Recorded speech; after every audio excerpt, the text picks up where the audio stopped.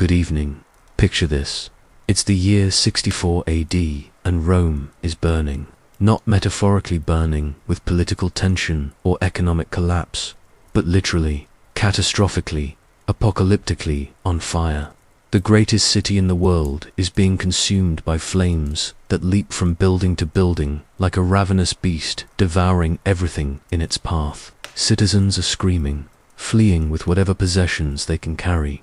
Children are separated from their parents in the chaos. The air is thick with smoke and the stench of burning flesh. And where is the Emperor of Rome during this unimaginable catastrophe? Is he coordinating rescue efforts? Is he rallying his legions to fight the flames? Is he opening his palaces to shelter the homeless masses?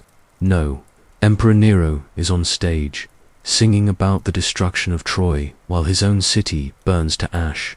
He's dressed in his finest performance robes, his lyre in hand, delivering what he considers his masterpiece, while Rome collapses around him. This is not the behavior of a rational leader. This is the behavior of a madman who believes himself to be an artist, a god, and the star of his own twisted theatrical production. Tonight, we're diving deep into the mind of one of history's most notorious rulers, Nero, Claudius, Caesar Augustus, Germanicus, the fifth Roman emperor, whose 15-year reign transformed him from a promising young leader into a paranoid, murderous tyrant who literally believed his own delusions of grandeur. We'll explore how a boy who started with the entire Roman Empire at his feet managed to lose his mind, his empire, and ultimately his life in the most dramatic fashion imaginable.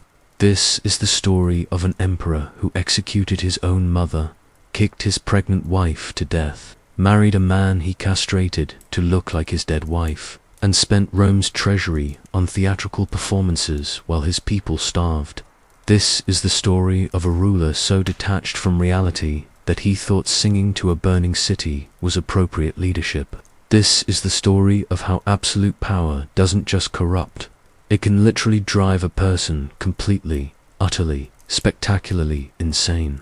We'll trace Nero's journey from his manipulative childhood, through his rise to power at just 16 years old, to his increasingly erratic behavior that included forcing senators to attend his poetry readings under threat of death. We'll examine the conspiracies against him, his brutal reprisals, and the psychological unraveling that led to his infamous final words, "What an artist perishes in me."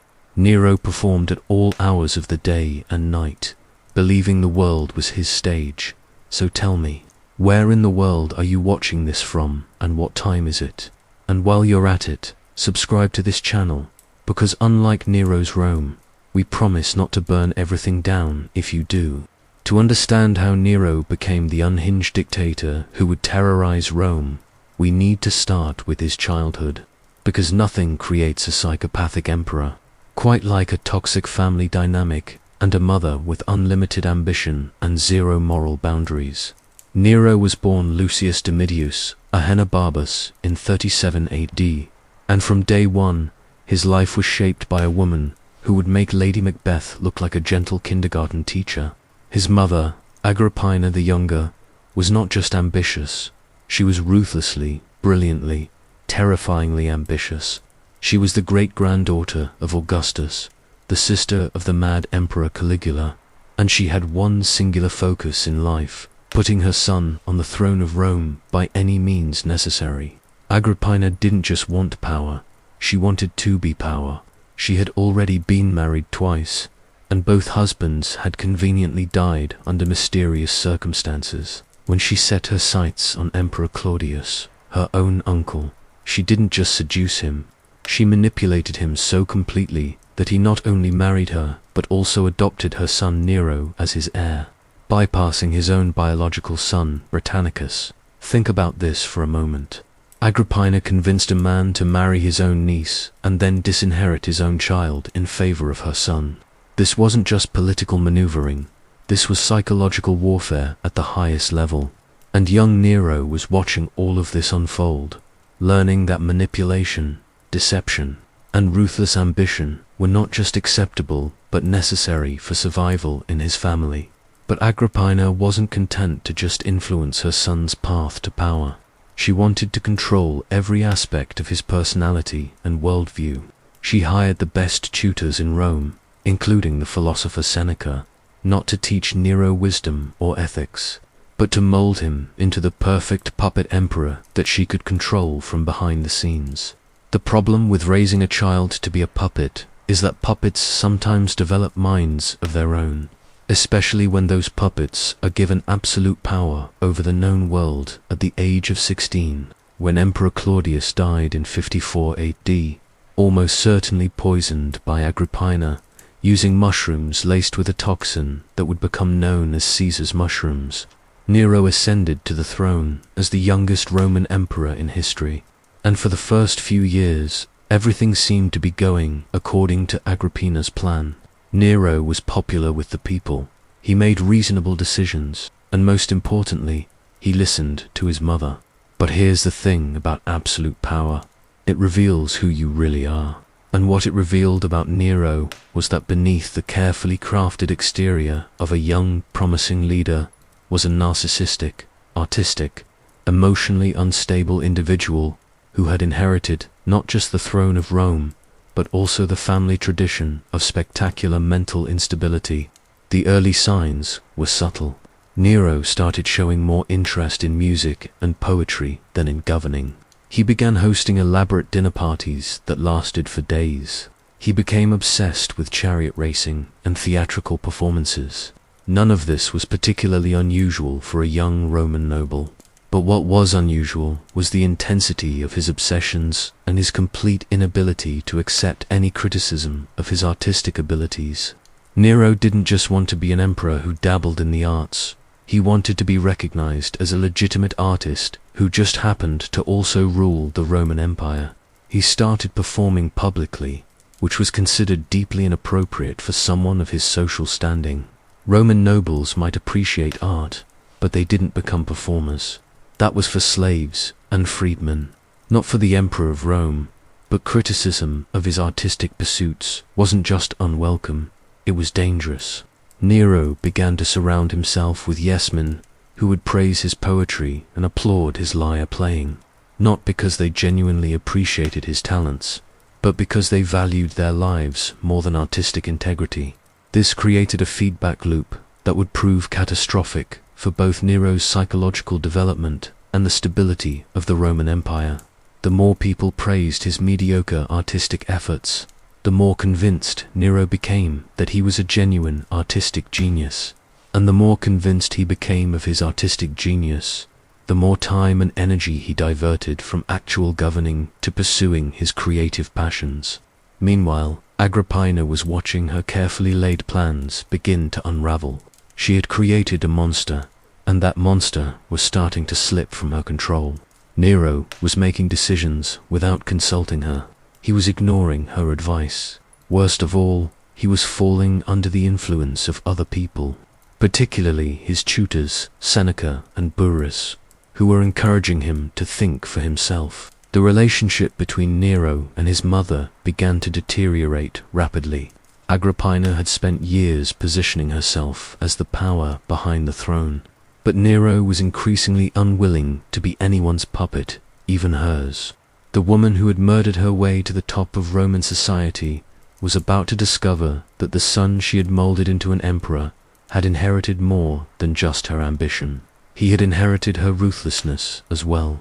By 59 AD, 5 years into his reign, Nero had developed what can only be described as a god complex with artistic pretensions. He didn't just want to rule Rome, he wanted Rome to recognize him as the greatest artist who had ever lived. This wasn't a hobby or a side interest. This was becoming an obsession that would consume increasingly larger portions of his time, energy, and the imperial treasury.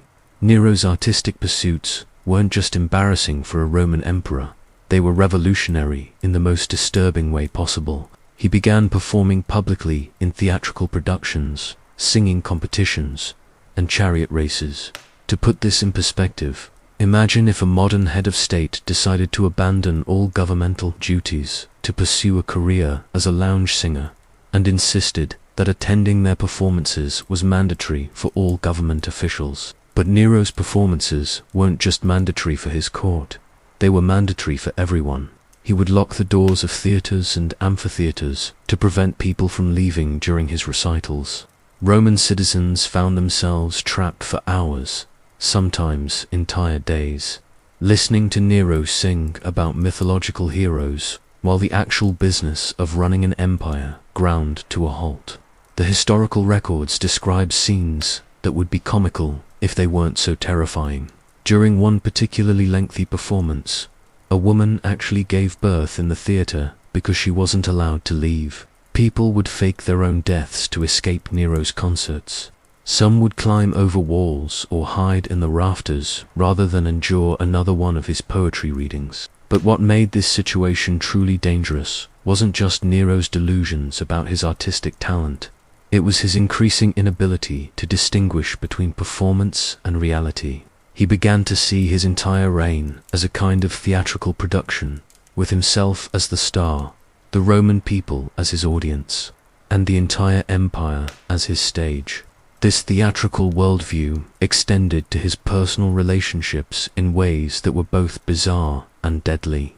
When his wife, Claudia Octavia, failed to provide him with the dramatic passion he felt he deserved, he didn't just divorce her, he had her executed on charges of adultery that everyone knew were fabricated. Her crime wasn't infidelity, it was failing to appreciate her husband's artistic genius with sufficient enthusiasm. Nero then married Poppaea Sabina, a woman who understood that survival in Nero's court required not just submission, but active participation in his delusions. She praised his singing, applauded his poetry, and played the role of adoring muse to his tortured artist persona. For a while, this arrangement worked perfectly. Poppaea got to be Empress of Rome, and Nero got the constant validation he craved. But Nero's need for artistic validation wasn't limited to his wife or his court. He began to demand recognition from the entire Roman world. He started entering formal competitions, but these weren't fair contests. They were elaborate charades designed to confirm his superiority. Judges who failed to award Nero first place found themselves facing exile, financial ruin, or worse. The most famous example of this artistic megalomania occurred during Nero's tour of Greece in 67 AD. He participated in every major athletic and artistic competition, winning over 1,800 victories. Every single contest he entered, he won. Every poem he recited received thunderous applause. Every song he performed was declared a masterpiece. This wasn't because Nero was actually the greatest athlete and artist in the known world. It was because the alternative to declaring him the winner was death. Judges, who had spent their entire lives evaluating genuine talent, were forced to proclaim that a mediocre emperor was the greatest performer they had ever witnessed. But here's what made this situation genuinely tragic. Nero actually believed he had earned these victories. His grip on reality had become so tenuous that he interpreted these obviously rigged competitions as genuine recognition of his superior abilities. He returned to Rome convinced that he was not just a competent emperor, but a world-class artist who had conquered Greece through the power of his creativity. This delusion had profound consequences for the actual business of governing Rome. Nero began to see administrative duties as distractions from his true calling as an artist. He would postpone important meetings to rehearse his performances. He would ignore urgent dispatches from the provinces because he was busy composing poetry. He started appointing administrators based not on their competence or experience, but on their willingness to praise his artistic efforts. The Roman Senate, which had already been marginalized under previous emperors, found itself in an impossible situation. They were expected to govern an empire while their emperor was off performing in theater competitions. They were supposed to maintain the dignity of Roman authority while their leader was singing love songs to audiences of terrified citizens. More disturbing still was Nero's increasing belief that his artistic vision should shape not just his personal life, but the very structure of Roman society. He began proposing architectural projects that would transform Rome into a kind of permanent stage set for his performances. He wanted to build artificial lakes where he could stage naval battles. He envisioned massive amphitheaters where he could perform for audiences of hundreds of thousands. These weren't just expensive vanity projects. They were signs of a leader who had completely lost touch with the practical realities of governing an empire. While Nero was dreaming of turning Rome into his personal theater, the actual business of maintaining roads, collecting taxes, defending borders, and administering justice was being neglected or handled by increasingly incompetent appointees. The relationship between Nero and his mother Agrippina had been deteriorating steadily since he took power. But by 59 AD, their family dysfunction had escalated into something that would make a modern soap opera look like a documentary about functional relationships. This wasn't just a disagreement between a mother and son. This was a power struggle between two of the most ruthless and manipulative people in the Roman world, and it was about to end in Agrippina had spent the first few years of Nero's reign watching her carefully laid plans unravel. The son she had molded into the perfect puppet emperor was developing opinions of his own. And worse, he was starting to listen to advisors who didn't share her vision for how the empire should be run. Most infuriating of all, Nero was beginning to resent her attempts to influence his decisions, and he was making that resentment increasingly public. The breaking point came when Agrippina began openly criticizing Nero's affair with Papagia Sabina. This wasn't just maternal concern, this was political strategy. Agrippina understood that Papagia represented a threat to her influence over her son, and she was determined to eliminate that threat by any means necessary. But Agrippina had made a critical miscalculation. She had raised Nero to be ruthless and manipulative, and now those very qualities were being turned against her when she threatened to support Britannicus Claudius's biological son as a rival claimant to the throne. Nero realized that his mother had become not just an annoyance, but an existential threat to his power. What happened next reveals just how completely Nero had embraced the family tradition of solving political problems through murder. But this wasn't going to be a simple assassination. Nero had developed a flair for the dramatic, and he wanted his mother's death to be as theatrical as everything else in his life. The first attempt involved a collapsible boat designed to sink and drown Agrippina, while making her death appear accidental. Nero invited his mother to a reconciliation dinner at his villa in Baiae, and then offered her a ride home on what he claimed was a specially designed luxury vessel. The boat was rigged to collapse in the middle of the Bay of Naples, ensuring that Agrippina would drown in what would appear to be a tragic accident. The plan was elaborate, expensive, and completely ineffective. The boat did collapse as designed, but Agrippina, who was apparently as tough as she was manipulative, managed to swim to shore despite being in her 40s and weighed down by her imperial robes. When she realized what had happened, she didn't flee or go into hiding. Instead, she sent a message to her son informing him that she had survived what she knew perfectly well had been an assassination attempt. This left Nero in an impossible position. His murder plot had failed. His mother knew he had tried to kill her, and she was still alive to potentially rally support against him. A rational person might have attempted genuine reconciliation at this point, but Nero had passed the point of rational decision-making long ago. Instead, he decided to abandon subtlety entirely. If a staged accident wouldn't work, he would simply have his mother murdered directly and deal with the political consequences later. He sent a group of soldiers to Agrippina's villa with orders to kill her immediately. According to historical accounts, when the soldiers arrived, Agrippina understood exactly what was happening. She didn't beg for her life or attempt to escape. Instead, she pointed to her womb and reportedly said, "Strike here, for this bore Nero." Even in her final moments, she was making a theatrical gesture that would be remembered for centuries. The soldiers killed her as ordered, and Nero's immediate reaction reveals just how detached from reality he had become.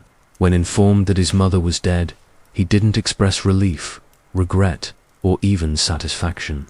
Instead, he began praising the beauty of her corpse, examining her body as if it were a work of art, rather than the remains of the woman who had given birth to him and orchestrated his rise to power.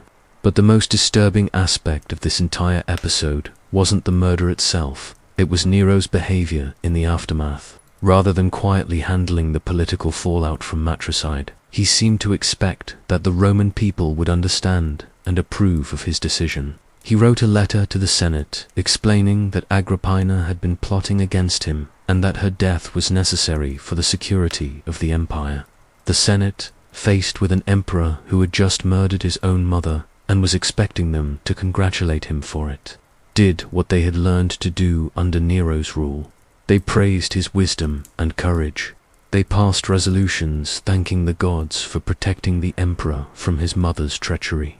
They declared public festivals to celebrate Agrippina's death. This response only reinforced Nero's conviction that he had done the right thing. He had eliminated a threat to his power, demonstrated his independence from maternal influence, and received official approval from the Roman government.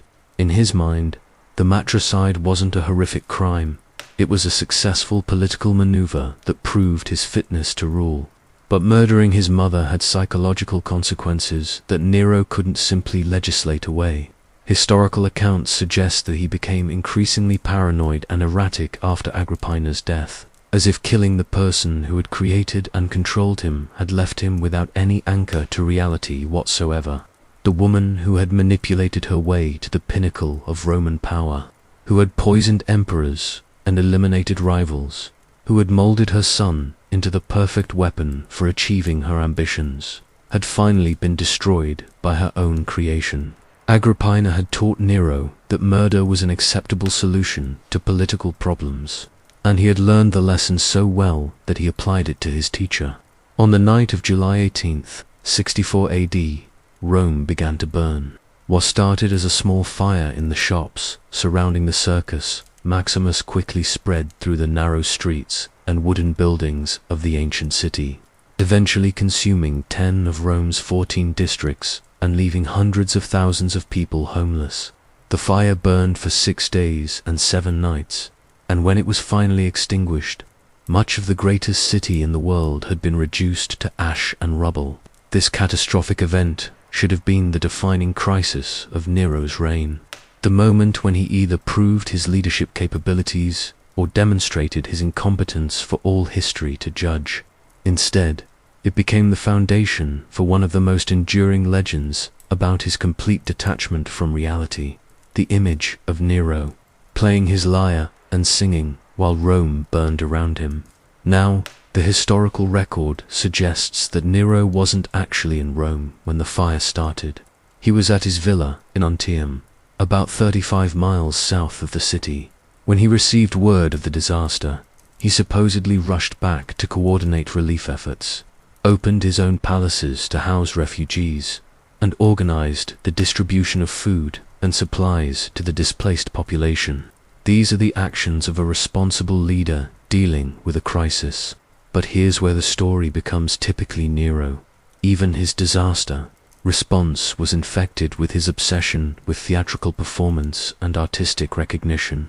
According to multiple historical sources, while Rome was still burning, Nero climbed to the roof of his palace, put on his stage costume, and began performing his own musical composition about the destruction of Troy.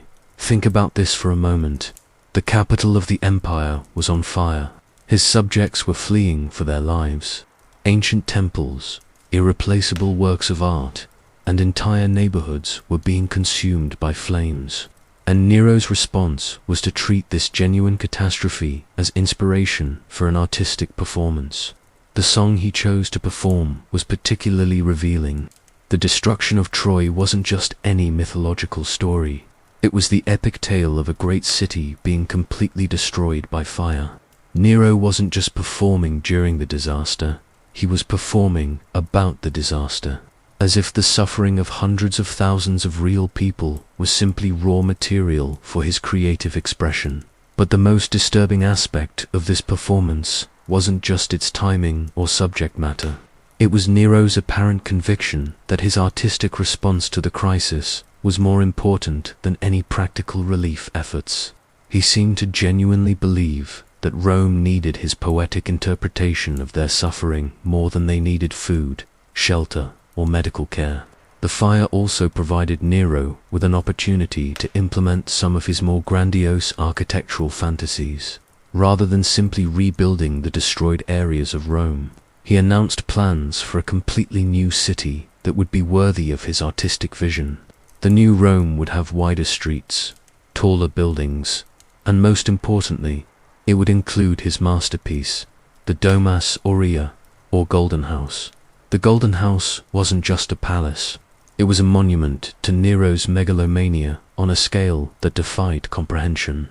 The complex covered over 300 acres in the heart of Rome and included artificial lakes, forests, vineyards, and pastures complete with exotic animals. The main building contained over 300 rooms, many of which were covered in gold leaf, precious stones, and elaborate frescoes. The entrance hall was large enough to contain a 120-foot-tall bronze statue of Nero himself, depicted as the sun god. The dining rooms had ivory ceilings that could rotate to shower guests with flowers and perfume. One room contained a dome that constantly rotated to mimic the movement of the heavens. The entire complex was designed not just as a residence, but as a kind of theme park dedicated to Nero's greatness. To put the scale of this project in perspective, the Golden House was larger than Vatican City.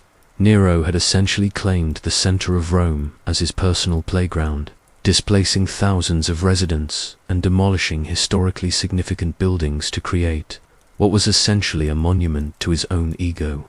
But the Golden House was more than just expensive and ostentatious.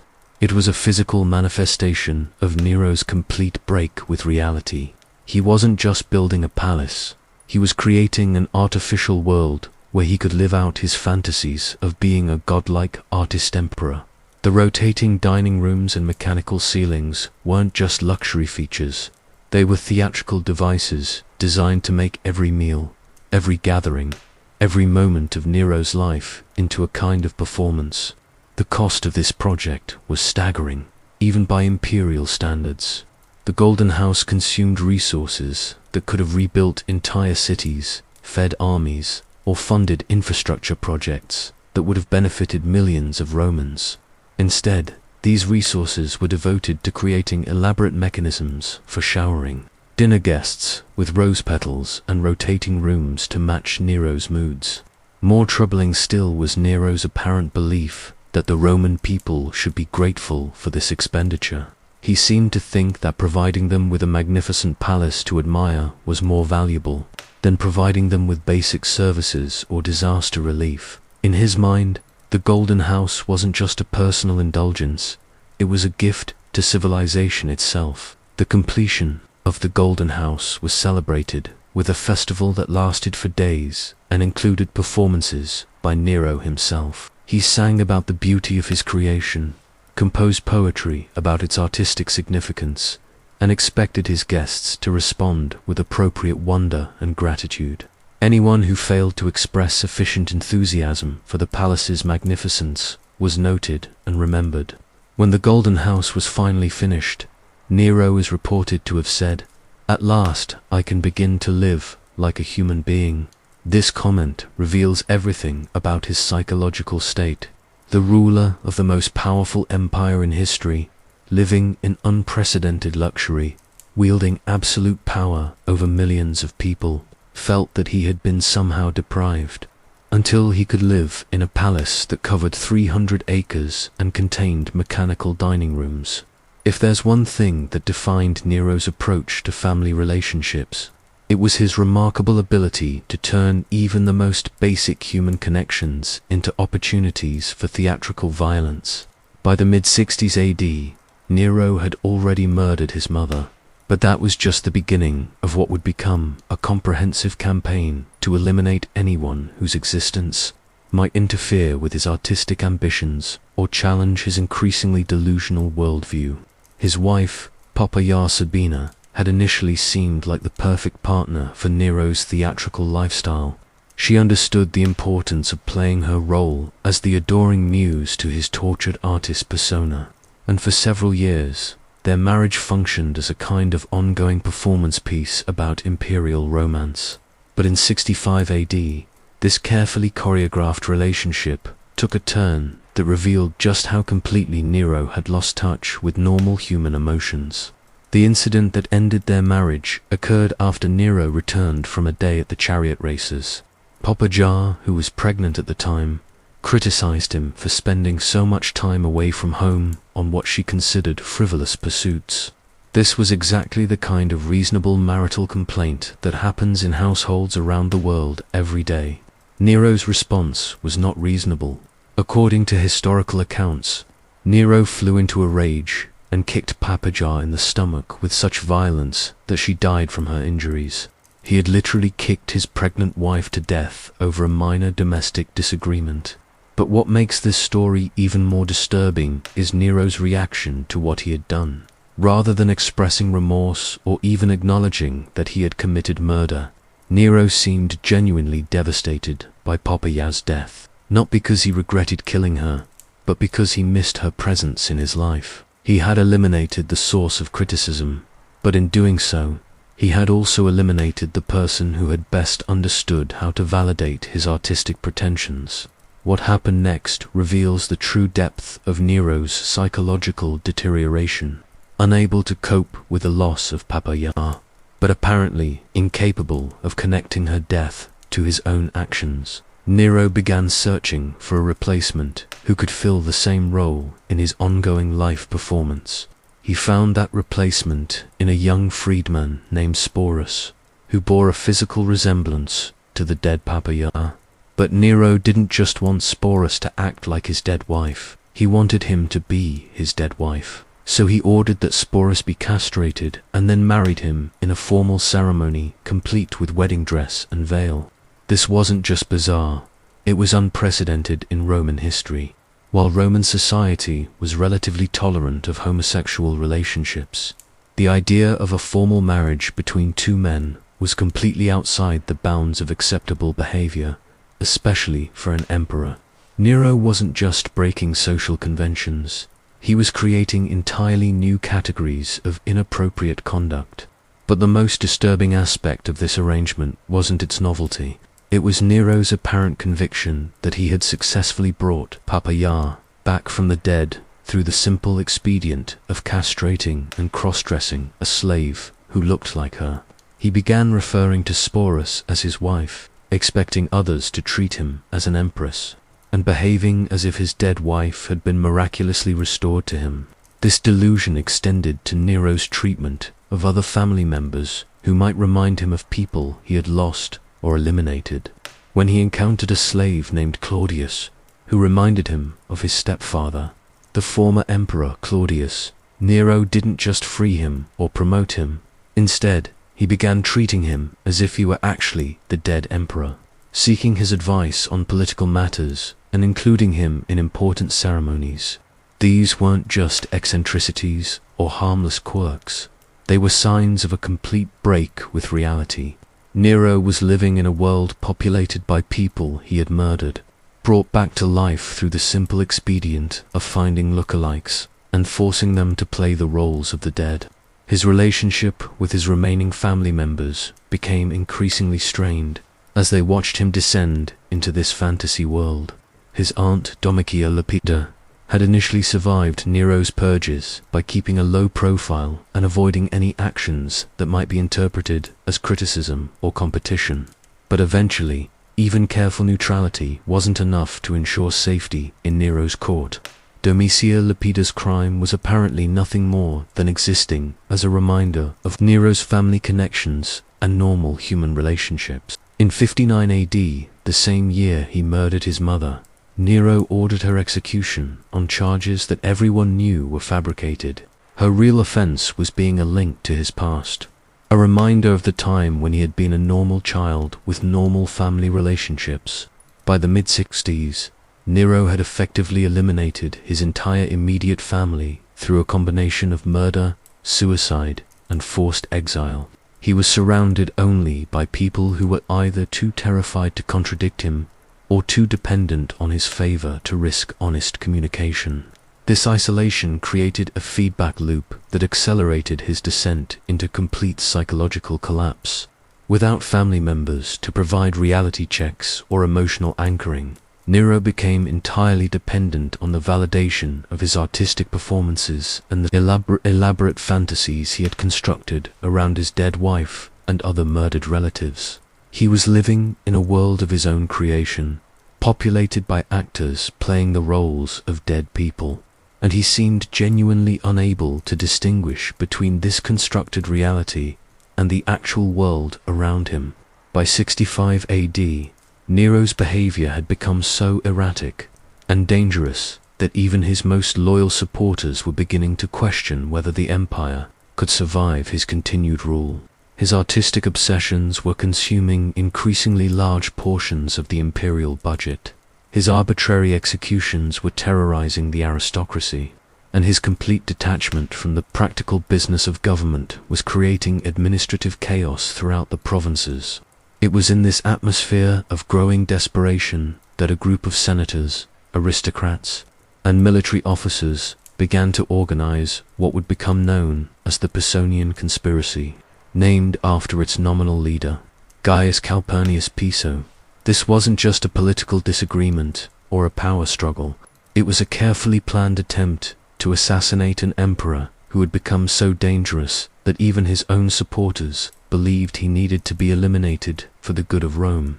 The conspiracy included some of the most respected and influential people in the empire, senators who had served loyally for decades, military commanders who had won victories on distant frontiers, poets and philosophers who had initially supported Nero's reign. All came together in the shared conviction that their emperor had become a threat to the very survival of Roman civilization. But what makes the Pisonian Conspiracy particularly fascinating is not just who was involved, but how they planned to carry out their assassination.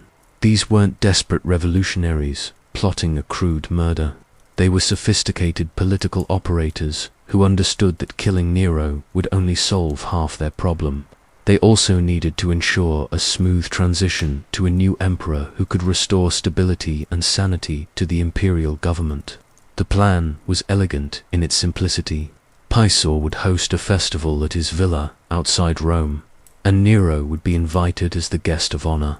During the celebrations, when Nero was relaxed and surrounded by what he believed were loyal friends, the conspirators would strike.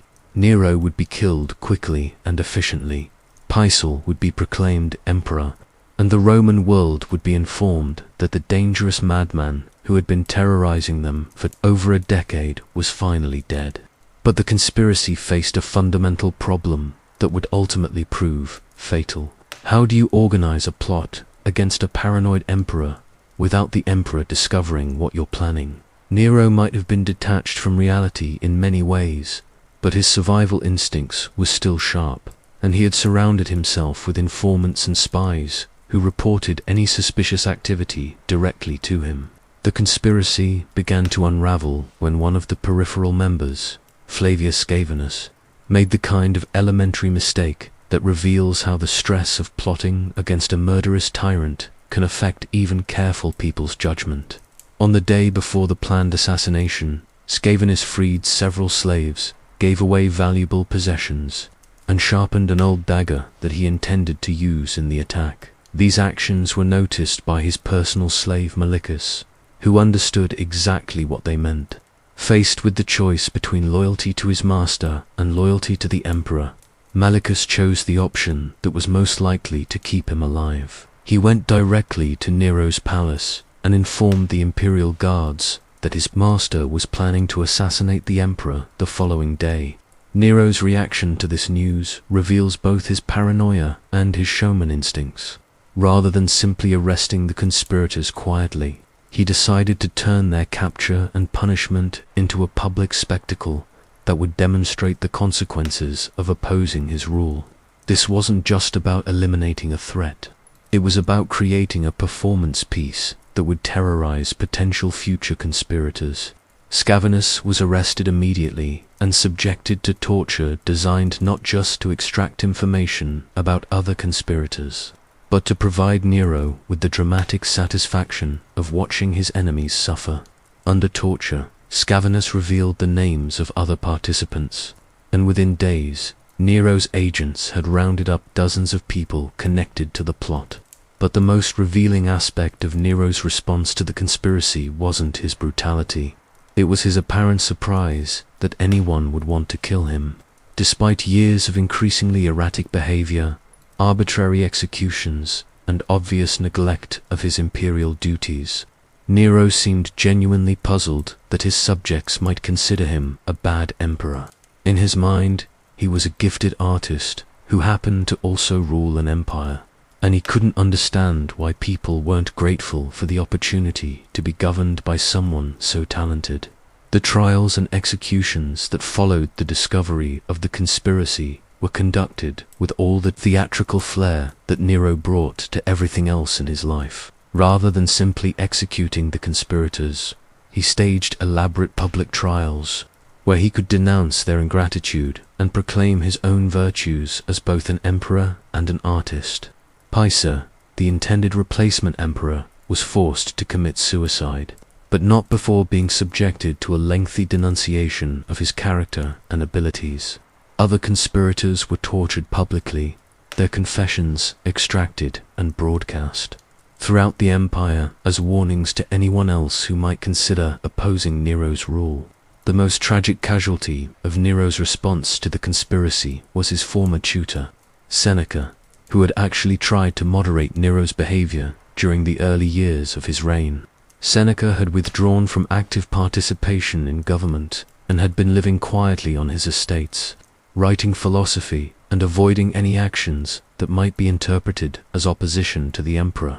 But Nero's paranoia had reached the point where even neutrality was interpreted as hostility. Seneca was accused of involvement in the conspiracy based on the flimsiest evidence, and was forced to commit suicide along with his wife. The man who had tried to teach Nero wisdom and moderation became another victim of the monster he had helped to create. The suppression of the Pisonian conspiracy marked a turning point in Nero's psychological deterioration. The discovery that some of the most respected people in Rome had been plotting his death didn't lead to self-reflection or attempts at reform. Instead, it convinced him that he was surrounded by enemies who were too stupid to appreciate his genius and too jealous to tolerate his artistic achievements.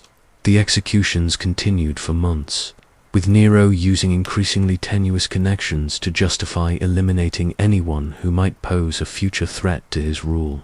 People were executed for knowing conspirators, for failing to report suspicious conversations, for expressing insufficient enthusiasm for Nero's latest artistic projects. The emperor, who had once been praised for his clemency, had become a paranoid tyrant who saw potential assassins in every shadow. After crushing the Pisonian conspiracy, Nero decided that what Rome really needed was a demonstration of his artistic superiority on an international stage. In 66 AD, he embarked on what he called a cultural tour of Greece, but which was really an elaborate exercise in competitive delusion designed to prove, once and for all, that he was the greatest performer in the history of the world. This wasn't just a vacation or a diplomatic mission. It was a carefully orchestrated campaign to win every major artistic and athletic competition in the Greek world. Nero didn't just want to participate in these ancient and prestigious contests. He wanted to dominate them so completely that no one would ever again question his artistic credentials. The tour began with Nero's participation in the Olympic Games, which had been held every 4 years for nearly 8 centuries and represented the pinnacle of athletic achievement in the ancient world. These were sacred competitions, governed by strict rules and judged by officials who had spent their entire lives evaluating genuine athletic talent. Nero's approach to the Olympics revealed everything about his relationship with reality. He didn't train for months or years like other competitors. He didn't study the techniques of previous champions or work to develop the physical conditioning necessary for elite athletic performance. Instead, he simply showed up and expected to win based on his imperial status and his own conviction that he was naturally superior to everyone else. His performance in the chariot race was particularly memorable. Nero was thrown from his chariot early in the race and failed to finish the course. In any normal competition, this would have resulted in disqualification. Instead, the judges declared him the winner, apparently reasoning that his intention to finish the race was more important than his actual performance. But the chariot racing was just the beginning. Nero also competed in musical competitions, poetry contests, and theatrical performances. In every single event he entered, regardless of his actual performance, he was declared the winner. The judges, faced with the choice between honest evaluation and execution, chose survival over integrity. The scale of Nero's victories in Greece was unprecedented.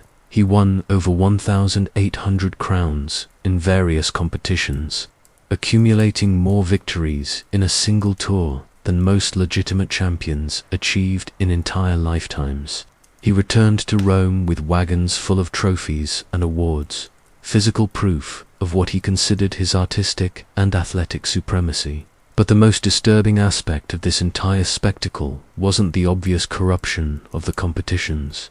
It was Nero's genuine belief that he had earned these victories through superior talent. He seemed completely unable to recognize that his wins were the result of intimidation rather than ability. In his mind, the 1,800 crowns were validation of his natural gifts, not evidence of a rigged system. This delusion had serious consequences for his ability to govern effectively. Nero returned from Greece more convinced than ever that his primary role was as an artist and performer, with his imperial duties serving merely as a platform for his creative expression. He began planning even more elaborate performances and competitions, diverting resources from essential government functions to fund his artistic ambitions. The Greek tour also revealed how completely Nero had isolated himself from honest feedback about his abilities. He was surrounded by people who were either too frightened or too dependent on his favor to tell him the truth about his performances. This created a feedback loop where his increasingly grandiose self-perception was constantly reinforced by the terrified applause of audiences who valued their lives more than artistic honesty. When Nero announced plans for an even more ambitious tour that would take him to Egypt and the eastern provinces, the Roman elite realized that their emperor was planning to spend the rest of his reign as a traveling performer, leaving the actual business of governing to subordinates while he pursued international recognition as an artist. By 68 AD, the cracks in Nero's empire were becoming impossible to ignore, even for an emperor who had spent years perfecting the art of ignoring inconvenient realities. The imperial treasury was nearly empty, drained by years of extravagant building projects and artistic competitions. The provinces were in revolt, led by governors who had grown tired of sending resources to fund their emperor's theatrical ambitions. Most ominously, the Praetorian Guard, the elite military unit responsible for protecting the emperor, was beginning to question whether Nero was worth protecting. The first serious challenge to Nero's rule came from Gaul, where the governor, Gaius Julius Vindex, declared that the emperor was unfit to rule and called for his replacement. Vindex wasn't just complaining about Nero's policies or his administrative failures. He was making the fundamental argument that a man who spent his time singing and acting was inherently unsuited to the responsibilities of imperial leadership. Nero's initial response to this rebellion was characteristically delusional. Rather than assembling his legions and marching to crush the revolt, he spent several days composing songs about the ingratitude of his subjects and planning theatrical performances that would demonstrate his superiority to his critics. When his advisors finally convinced him that Vindex posed a serious threat, Nero's solution was to challenge the rebel governor to a singing contest. This wasn't a joke or a negotiating tactic. It was a genuine proposal. Nero apparently believed that if he could prove his artistic superiority to Vindex in public competition, the rebellion would collapse and the disloyal governor would acknowledge his emperor's right to rule. The fact that Vindex had raised armies and was preparing for military action seemed less important to Nero than the opportunity to demonstrate his vocal abilities. When it became clear that Vindex had no interest in resolving their conflict through musical competition, Nero was forced to dispatch actual military forces to deal with the rebellion. But even this military response was tainted by his artistic obsessions. He insisted on personally selecting the songs that would be played to inspire his troops, and he delayed the departure of reinforcements because he wanted to finish composing a victory anthem that could be performed after Vindex was defeated. The rebellion in Gaul was eventually suppressed, but not before it had inspired other provincial governors to question Nero's fitness for rule. In Spain, Servius Sulpicius Galba, a respected military commander with a distinguished record of service, declared himself emperor and began marshalling support for a march on Rome. Galba's rebellion was far more dangerous than Vindex's revolt because it was based not on provincial grievances but on the fundamental argument that Nero had forfeited his right to rule through his neglect of imperial duties and his descent into madness. This wasn't just another provincial uprising, it was a direct challenge to Nero's legitimacy as emperor. The news of Galba's rebellion reached Nero while he was in the middle of a dinner party, and his reaction revealed just how completely he had lost touch with political reality. Instead of immediately mobilizing his forces or attempting to negotiate with the rebel commander, Nero fainted. When he regained consciousness, his first concern wasn't the threat to his empire, but the potential damage to his upcoming performances. For 8 hours after learning that a rival claimant to the throne was marching toward Rome with a professional army, Nero remained silent and refused to discuss the crisis with his advisors. When he finally spoke, it was to announce that he had composed a new song about the ingratitude of rebels and wanted to perform it immediately. This response convinced even Nero's most loyal supporters that their emperor was no longer capable of effective leadership. The man who had once seemed like a promising young ruler had become so obsessed with his artistic career that he couldn't recognize an existential threat to his own survival. As news of additional rebellions reached Rome, Nero's isolation became complete. Senators who had once competed to praise his performances began avoiding his presence. Military commanders started making excuses to avoid meetings where they might be asked to support obviously suicidal strategies.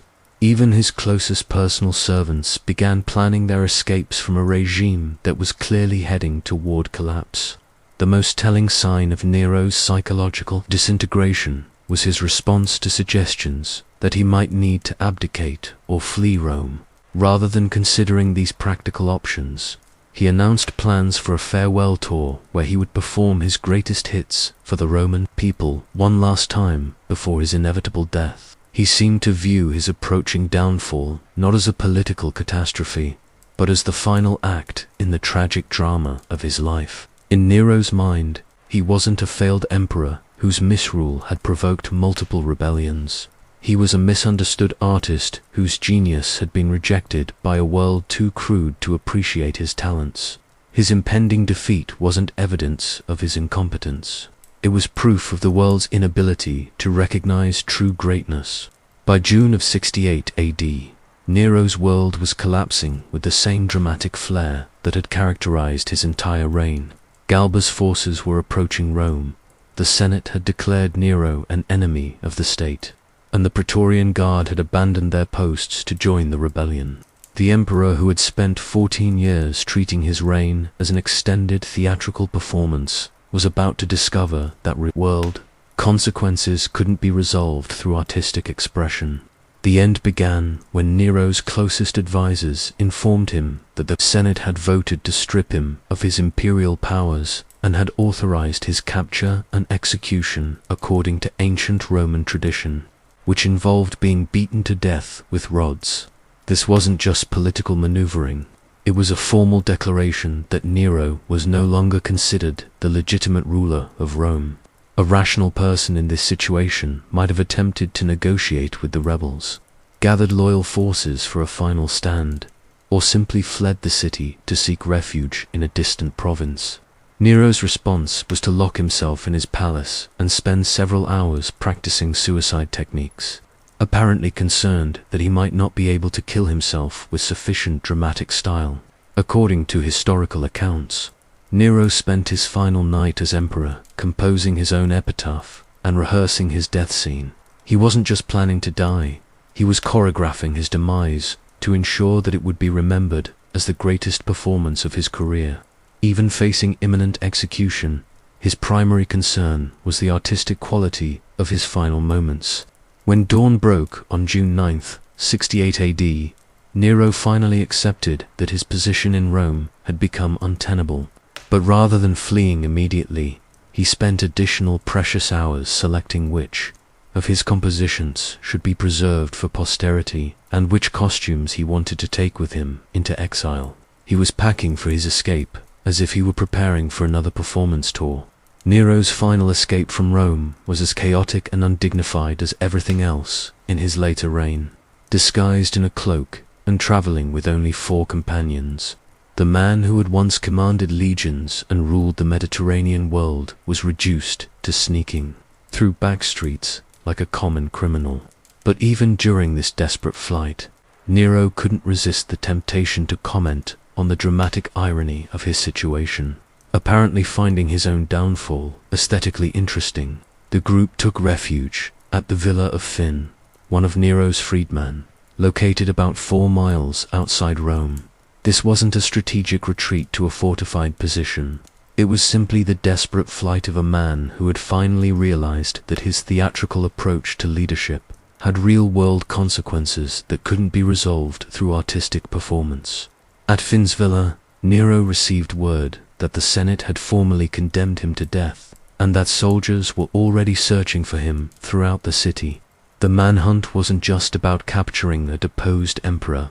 It was about ensuring that the man who had terrorized Rome for over a decade would face justice for his crimes. Faced with the certainty of capture and execution, Nero finally decided to take his own life. But even this final act was infected with his obsession with dramatic presentation. He spent considerable time composing his final words, apparently more concerned with how his suicide would be remembered than with the practical necessity of avoiding capture. The words he finally chose have echoed through history: Qualis artifex, perio, what an artist perishes in me. These weren't the last words of a failed emperor reflecting on his political mistakes or expressing regret for the suffering he had caused. They were the final statement of a man who, even at the moment of death, believed that the world's loss of his artistic talents was more significant than the end of his political career. But even after composing his epitaph, Nero couldn't bring himself to complete the suicide.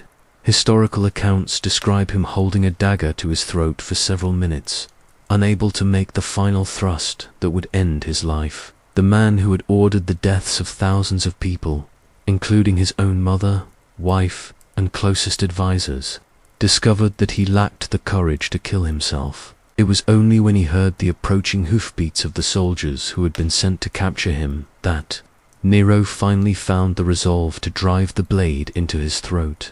According to witnesses, his final act was to ask one of his companions to help him die with dignity, apparently still concerned about the aesthetic quality of his death scene, even as life was leaving his body.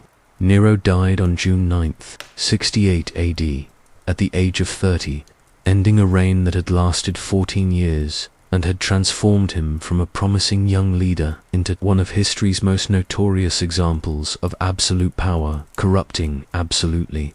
The emperor who had believed himself to be Rome's greatest artist had instead become its most infamous madman. The immediate aftermath of Nero's death revealed just how completely his reign had alienated the Roman people from their emperor. Rather than mourning the loss of their leader, crowds gathered in the streets to celebrate the end of his rule. The Senate moved quickly to erase his memory from official records, ordering that his statues be destroyed, his name be chiseled from public monuments, and his image be removed from coins and official documents. This systematic attempt to eliminate Nero from Roman history, known as damnatio memoria, was more than just political housekeeping. It was a collective effort to forget that Rome had ever been ruled by a man so detached from reality, that he had treated the empire as his personal theatre and his subjects as unwilling audience members. But the most telling response to Nero's death came from the Roman people themselves. Despite 14 years of increasing taxation to fund his artistic projects, despite the arbitrary executions and the obvious neglect of essential government functions, despite the complete collapse of imperial dignity under his rule, there were still people who mourned his passing, not because they thought he had been a good emperor, but because they had been genuinely entertained by his performances. These mourners, mostly from the lower classes who had been admitted free to Nero's concerts and theatrical productions, continued to place flowers on his grave for years after his death. They remembered not the tyrant who had bankrupted the empire for vanity projects, but the performer who had given them spectacles and entertainment that they could never have afforded under previous emperors. This division in public opinion about Nero's legacy reveals something important about the nature of his reign. He had succeeded in creating a kind of cult of personality based not on political competence or military success, but on pure entertainment value for a significant portion of his subjects. The fact that he was a terrible emperor was less important than the fact that he was an engaging performer. The historical assessment of Nero's reign has been complicated by the difficulty of separating fact from legend. The stories about him playing his lyre while Rome burned, marrying his castrated slave, and challenging rebels to singing contests are so outrageous that they seem almost too dramatic to be true. But the weight of historical evidence suggests that most of these accounts, however incredible they may seem, are essentially accurate. Nero really did kill his mother, really did kick his pregnant wife to death, really did spend the imperial treasury on theatrical competitions, and really did believe that his artistic talents were more important than his imperial duties. The legends about his madness aren't exaggerated. They're simply accurate descriptions of behavior so bizarre that it seems fictional to later generations. But perhaps the most significant aspect of Nero's legacy isn't the individual crimes he committed or the specific delusions he entertained, but the way his reign demonstrated the dangers of absolute power combined with psychological instability. Nero's story isn't just about one mad emperor. It's about what happens when there are no institutional constraints on a leader who has lost touch with reality. The Roman system of government had evolved to concentrate enormous power in the hands of a single individual, based on the assumption that this person would use that power responsibly and competently. The system worked reasonably well when emperors like Augustus and Trajan were guided by concepts of duty, honor, and service to the state. But when that same system was controlled by someone like Nero, whose primary interests were personal validation and artistic recognition, it produced catastrophic results. Nero's reign also demonstrated how isolation and constant flattery can accelerate psychological deterioration in people who are already predisposed to narcissism and delusion. Surrounded by people who were either too frightened or too dependent to provide honest feedback, Nero lost all connection to external reality and began living entirely within his own constructed fantasy world. The emperors who followed Nero learned important lessons from his catastrophic example. They understood that maintaining the support of the military and the respect of the eccentric required at least minimal attention to the practical business of governing. They realized that excessive personal indulgence and obvious neglect of imperial duties could provoke the kind of rebellions that had ultimately destroyed Nero. But perhaps most importantly, later emperors understood that the Roman people might tolerate bad leadership, excessive taxation, and even political oppression, but they would not tolerate a ruler who treated their suffering as raw material for artistic expression. Nero's ultimate crime wasn't just that he was a bad emperor. It was that he was a bad emperor who seemed to find his own badness aesthetically interesting.